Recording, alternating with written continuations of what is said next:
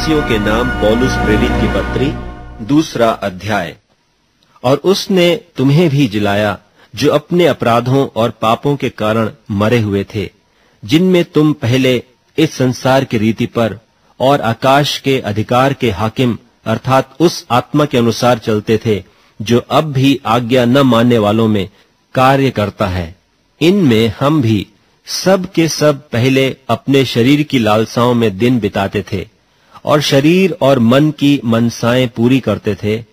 और लोगों के समान स्वभाव ही से क्रोध की संतान थे। परंतु परमेश्वर ने जो दया का धनी है, अपने उस बड़े प्रेम के कारण जिससे उसने हमसे प्रेम किया, जब हम अपराधों के कारण मरे हुए थे, तो हमें मसीह के साथ जिलाया। अनुग्रह ही से तुम्हारा उद्धार हुआ है और मसीह यीशु में उसके साथ उठाया और स्वर्गीय स्थानों में उसके साथ बैठाया, कि वह अपनी उस कृपा से जो मसीह यीशु में हम पर है, आने वाले समयों में अपने अनुग्रह का असीम धन दिखाए। क्योंकि विश्वास के द्वारा अनुग्रह ही से तुम्हारा उद्धार हुआ है, और यह तुम्हारी ओर से नहीं वरन परमेश्वर का दान है, और न कर्मों के कारण, ऐसा न हो कि कोई घमंड करे। क्योंकि हम उसके बनाए हुए हैं और मसीह यीशु में उन भले कामों के लिए सृजे गए जिन्हें परमेश्वर ने पहले से हमारे करने के लिए तैयार किया। इस कारण स्मरण करो कि तुम जो शारीरिक रीति से अन्य जाति हो और जो लोग शरीर में हाथ के किए हुए खतना से खतना वाले कहलाते हैं, वे तुमको खतना रहित कहते हैं।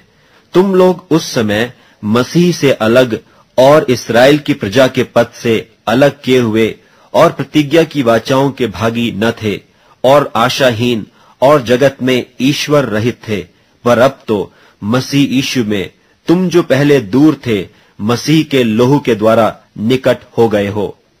क्योंकि वही हमारा मेल है जिसने दोनों को एक कर लिया और अलग करने वाली दीवार को जो बीच में थी ढा दिया, और अपने शरीर में बैर अर्थात वह व्यवस्था जिसकी आज्ञाएं विधियों की रीति पर थीं, मिटा दिया,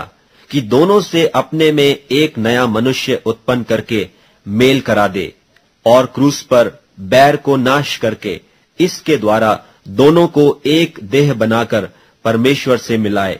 और उसने आकर तुम्हें जो दूर थे और उन्हें जो निकट थे, दोनों को मेल मिलाप का सुसमाचार सुनाया। क्योंकि उसी के द्वारा हम दोनों की एक आत्मा में पिता के पास पहुंच होती है। इसलिए तुम अब विदेशी और मुसाफिर नहीं रहे, परंतु पवित्र लोगों के संगी, स्वदेशी और परमेश्वर के घराने के हो गए, और प्रेरितों और भविष्यद्वक्ताओं की नेव पर, जिसके कोने का पत्थर मसीह यीशु आप ही है, बनाए गए हो, जिसमें सारी रचना एक साथ मिलकर प्रभु में एक पवित्र मंदिर बनती जाती है, जिसमें तुम भी आत्मा के द्वारा परमेश्वर का निवास स्थान होने के लिए एक साथ बनाए जाते हो।